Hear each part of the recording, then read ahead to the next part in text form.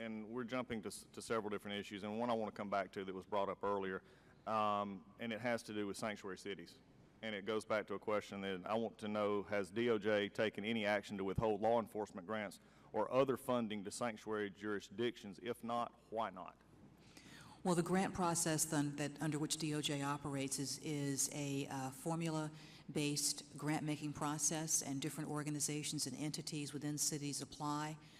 Certainly with respect to our grant-making process in general, we're always cognizant of concerns that come up within certain jurisdictions. We have found that through our grant-making process, we can effectuate great change in a host of very significant and focused But Madam Attorney General, if I don't mind interrupting here, but shouldn't following the law be a prerequisite for a grant?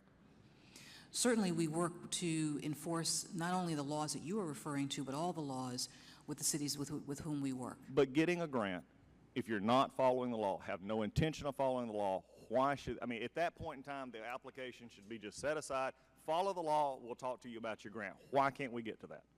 Well, thank you for the question, Congressman. Certainly it's been raised in a number of contexts. We do find that our grants are very focused on specific areas. For example, providing more police officers on the ground. Again, you got great talking points. I appreciate that. That's not my question. How can you get, if you're using money to circumvent the law, as you just basically implied, that's even worse. You don't incentivize this kind of behavior. Why would it just not be a permanent stop to the grant-making process until a city or a municipality or a government entity complied with the law? Well, Congressman, with respect to our grant-making process, we do make very discrete, focused grants to specific portions of city government. So in essence, you'll subsidize lawless behavior. That's what the Attorney General of the United States of America has just testified to.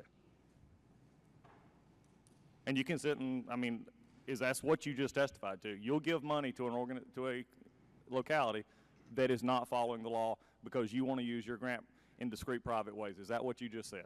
We use our grants to incentivize better behavior in a host of ways, and our grant-making policy is focused on a very rigorous application So you're telling the people of the 9th District of Georgia that taxpayer dollars that come to them is being used and will not even be considered if a locality is not complying with the law, you will still give their tax dollars to a locality that's not complying with the law. Is that your testimony? We look at a host of factors. So the answer is yes. Not your host of factors. It is yes. I mean, this is the part that, and the ranking member made a great point earlier when he first started. And I'm going to finish up with this. I've had these hearings, and you'll be back before us at another time, and I look forward to those hearings. But what is amazing to me and the American people watching here is, he said, tell the truth and work those, but also being prepared for questions. You're going to get VA questions here. You're going to get sanctuary city questions here. You're going to get a lot of host of questions, and even the ranking member listed those off. Coming and giving an answer that we're looking for, that we're not being, basically a setup where the people don't understand, that is the thing that very much frustrates most people with Washington, D.C. You've been very well prepared for this by those who want to prepare you for these hearings. There's just a big disconnect at a certain point in time when the Attorney General of the United States will not say that they will not want to give money to an organization or to a locality that is not following the law. We're still going to give taxpayer money to that.